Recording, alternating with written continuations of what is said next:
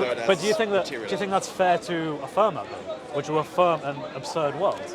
Is everything you hold dear, your family, your loved ones, everything that you believe in the deepest part of you is true? Do you think it's fair to say it's absurd from a philosophical point of view? Whether it's fair or not, it's either true or not true. That is true, right? But I would say that unless you have good reason to affirm that, why not just affirm that your experiences are valid? Well, I mean, they yes. tell you they are. Yeah, I do. Okay, no argument with that. And you affirm that there is something such as the self. You are a real thing, right? There is a self within you that experiences the whole world. I'm not right? sure if I would go Would you deny the existence of yourself? myself. No, I would not deny it. But Okay, I don't think I'm compelled to say it's separate from the material world. Well, in a sense, you are relational to the objective world no matter what you do. You're always going to be in this objective world. I would argue as a Christian there might be a point when that's no longer the case. You die and there's an afterlife, for example. But everything we experience here is always in the context of something else.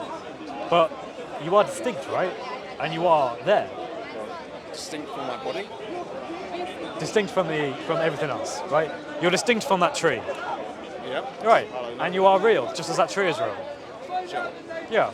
So I would say that theism, which is the position I'm coming from, gives a very rational basis for affirming these things. Whereas if you embrace usually atheistic philosophies, usually more rationalistic philosophies, you will end up making judgments that are just not objectively true, and you'll actually make anti-scientific claims. You'll have to say that the objective world isn't really true, therefore there isn't really a tree there. You think atheism leads to Ultimately, subjectivism, relativism? yeah, it does. Yeah. Well, let's take moral relativism for an example. Yeah. So, do you affirm objective morality? I'm on the fence. On the fence, okay. But I would say, as an atheist, a lot of atheists anyway, they feel inclined to refuse objective morality because they feel, and rightfully so, that leads to theism. Because if there is an objective moral law, there must be an objective moral law given. Something to ground that objective nature in.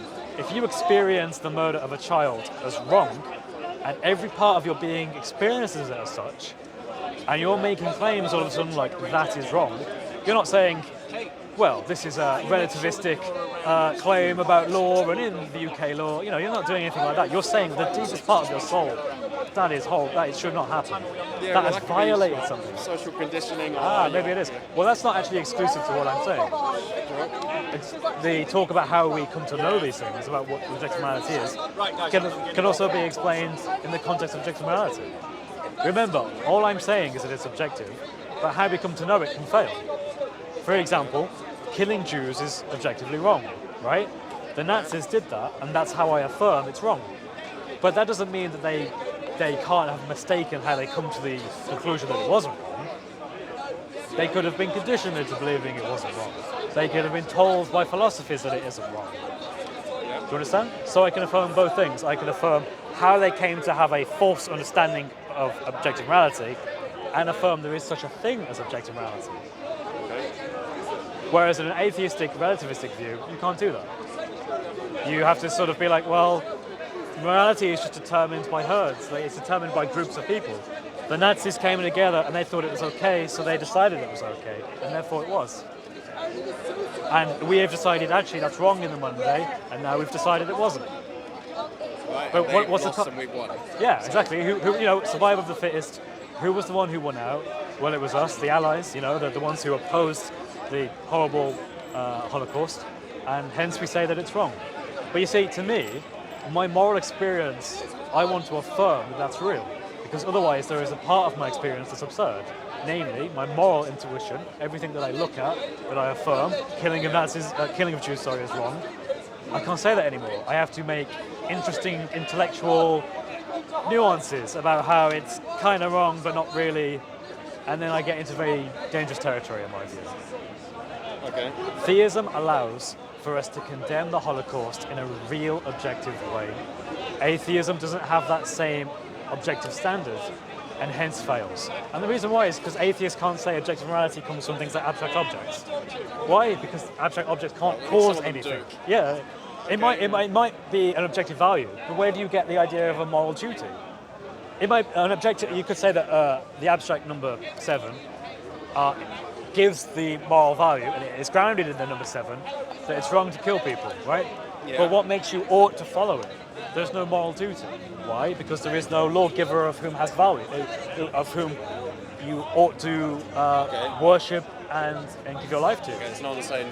Right. But in the context of a mind, of a divine mind, there is something that demands necessarily that you worship it because it is worthy of worship, because it created you and everything, and it is the source of all good. And now you have a basis again for grounding objective moral duties and moral values. Okay, yeah, I can see. Well, Does that make sense? It might not be you laid true, it out, but yeah. does it make sense? makes sense, yeah.